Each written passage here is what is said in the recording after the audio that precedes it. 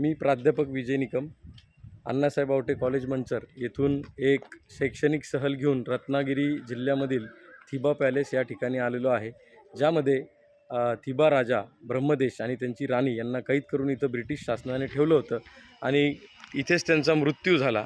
त्या संबंधी इथे याला एक वस्तुसंग्रहालयाचं स्वरूप प्राप्त करून दिलेलं आहे।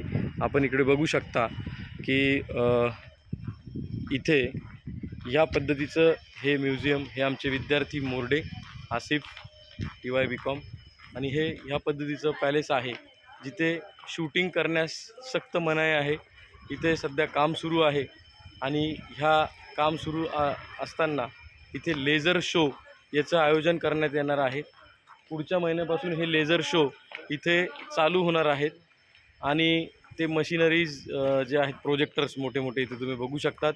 त्याच पद्धतीने इथे BComचे विद्यार्थी आमचे उभे आहेत।